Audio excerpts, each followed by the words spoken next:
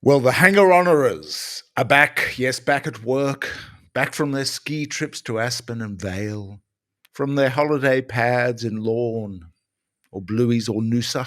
The hanger-oners are back to help BHP slay their workers' rights and conditions. And we, yes, we, it is us that is paying for it.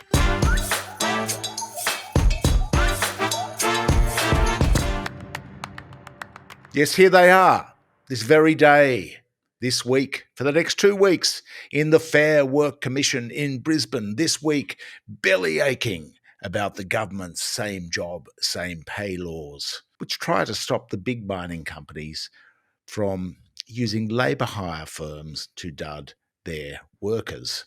Now, they don't call them solicitors for nothing.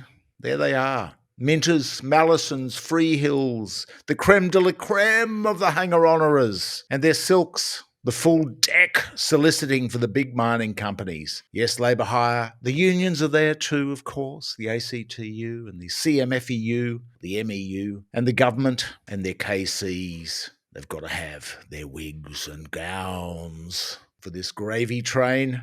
Now, don't get me wrong, companies have a duty to shareholders to screw down wages. They have to act in the interests of their shareholders and address costs. Yes, they have their rights. They have a right to use the court system, but it is worth considering who is funding this circus because it is you. That's right, our 9% super every week goes into the corporations, goes on the stock market, invested in BHP and Rio and these companies, who then pay for this lavish gravy train of solicitors and silks to defend their interests. But that, of course, is the interest of the foreign shareholders because even Australian multinationals like BHP and Rio Tinto are more than 80% owned by foreign shareholders. Others, such as Glencore, Anglo and Peabody, are 100% owned. Yes, complaining about not being able to stiff their workers. For that is what it is. That is what the labour hire scam is all about. It's quite simple at its core. They make it very, very complicated. Now, check out this story from Simon Turner, or involving Simon Turner from yours truly, who is a coal worker at Mount Arthur, BHP's massive, gargantuan Mount Arthur mine in the Hunter Valley. Check out these contracts. They're all done illegally, says Simon. I was living below the poverty line for over 6 years. My full pay under the Black Coal Award should be $137K a year. I was being paid $400 a week. Well done, BHP. Good labour hire scam.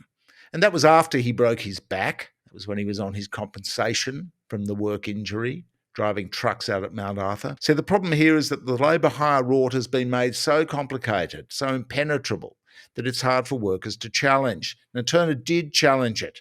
Took it to court, got a class action going in 2018. But you know what they say about the law. The system of justice is open to all, just like the Ritz Hotel. While the same job, same pay laws attempt to rectify this injustice, what is being buried is the historical $2.5 billion wage theft, as documented here for the 10 years prior to these laws coming in.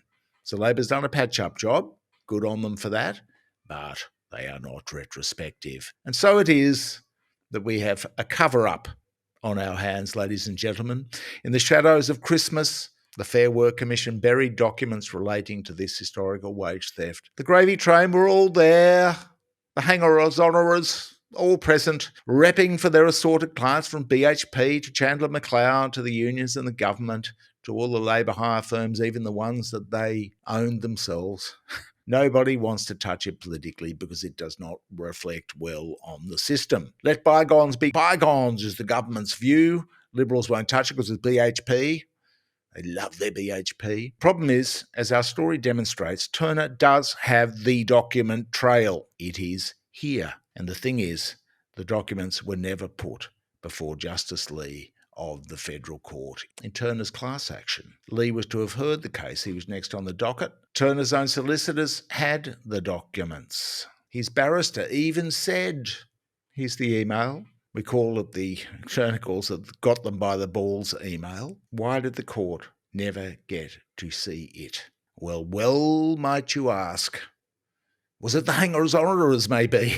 The hangers-oners, the learned friends, The learned friends even have their own language. They can charge more a priori, hereto, forthwith, mutatus mutandis. There will be much mutatus mutandis going on in Brisbane over the next 2 weeks from the learned friends. Check out the story on the website.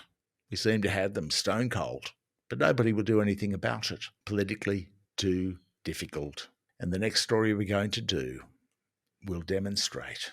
It's quite complicated. We're going to distill it for you.